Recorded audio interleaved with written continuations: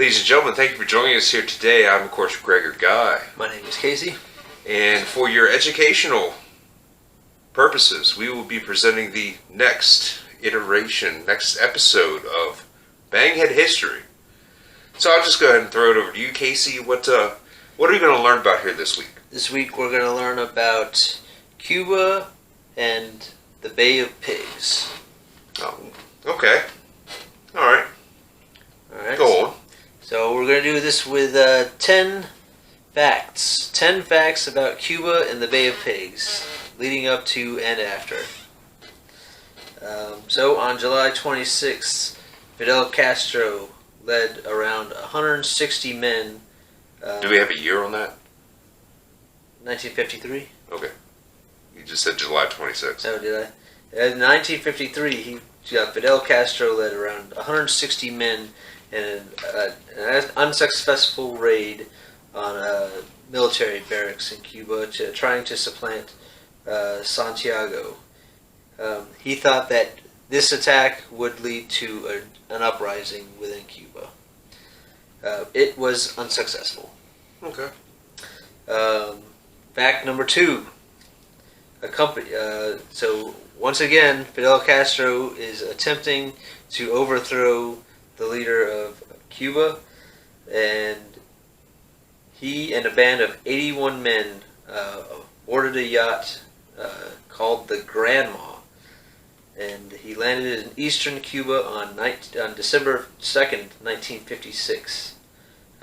Most of his force was completely obliterated.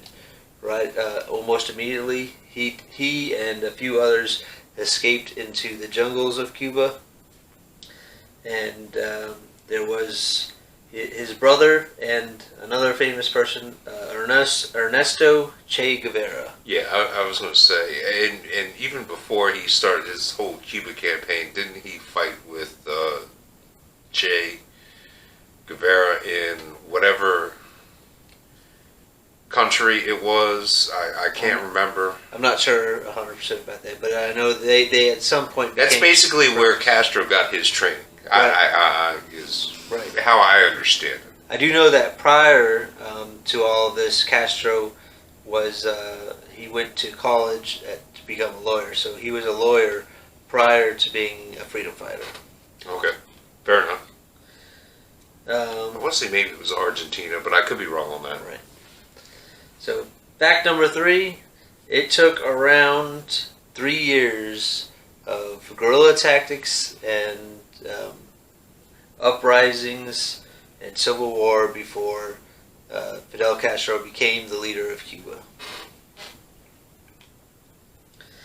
In 1954, this is fact number 4, in 1959, he overthrew the dictatorial President Fulgencio Batista. I probably said that completely wrong. Prior to the takeover of Cuba, American corporations and wealthy individuals owned almost half of Cuba's sugar plantations, almost all of the cattle ranches, mines, and utilities. So basically, the United States of America and other corporations basically owned a majority of Cuba, or their resources. Okay. Fact number 5. In 1960, President Dwight D. Eisenhower authorized the CIA to recruit 1,400 Cuban exiles that were living in Miami and train them to take over Castro. This plan. What year was that? 1961. Wait, no, Yeah, I'm sorry. It was 1960. 1960. Right. Okay, so that was right at the end of Eisenhower's presidency. Correct. And this invasion was inherited by John F. Kennedy. Fact number 6. On April 15th, 1961, a group of Cuban exiles took off from Nicaragua in a squadron of American B-26 bombers, which were painted to look like stolen Cuban planes. These planes were bombers that were going to attack and destroy all of Cuba's military aircraft, which it was unsuccessful. I did find different sources said that either Castro knew that they were coming and moved the planes, or that they were just very inaccurate and didn't really affect the aircraft that was on the ground. So there are conflicting reports. Right. Whether or not Castro knew and moved the planes, or they just were not very good at bombing. Okay, fair enough. On April 17th, I just want to state this. Since the failure from the first bombing, John F. Kennedy refused to allow a second bombing attempt to occur. To try to, it was planned that there was going to be two bombing raids, but only one was actually enacted. Only one went through. Right. Okay. And then on April 17th, the Exile Brigade of 1,400 men began its invasion at an isolated spot on the southern shore, which is named the Bay of Pigs. Immediately, the invasion was a disaster. 114 men were killed and 1,100 were taken prisoner. Yeah, if you don't knock out, certain, key military targets.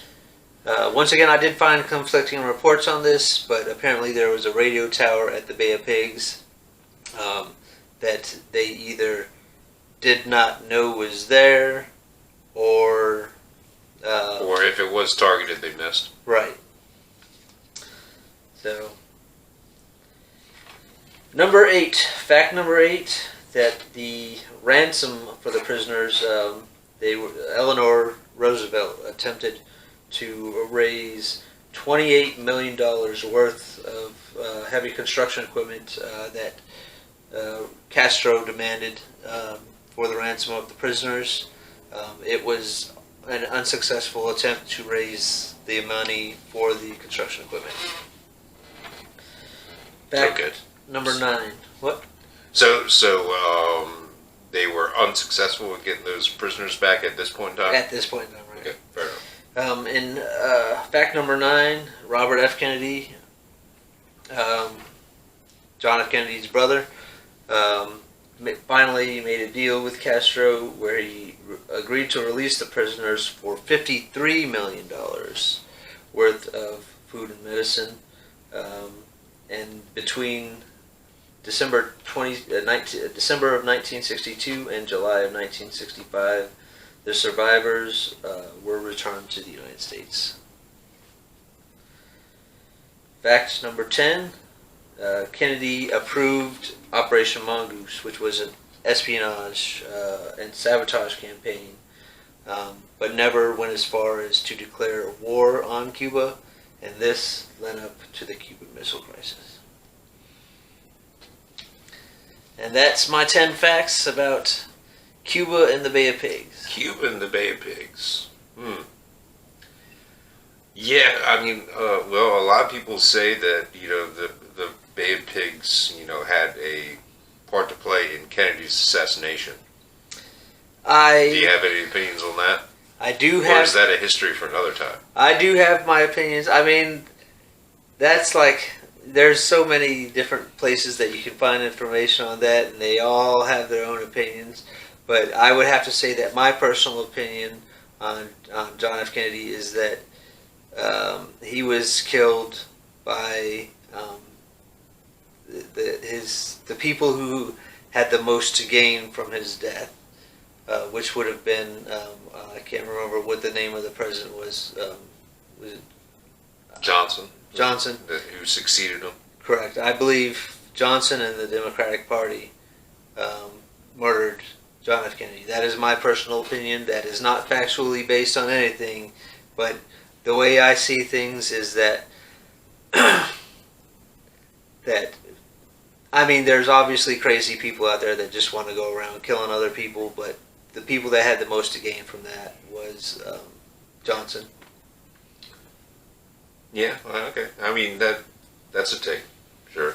But at the same point in time, did they do that because of his failure at the Bay of Pigs? I think they did it because Kennedy was moving the party in a direction that they didn't like. That they do not like, right? Okay. All right, fair enough. Well, I guess we'll go ahead and end it there. Thanks for putting that together, Casey. Ladies and gentlemen, this has been Banghead History. Talked about the Bay of Pigs. 10 facts about the Bay of Pigs. I'm, of course, Gregor Guy. My name's Casey. And everyone out there watching, enjoy the rest of your day.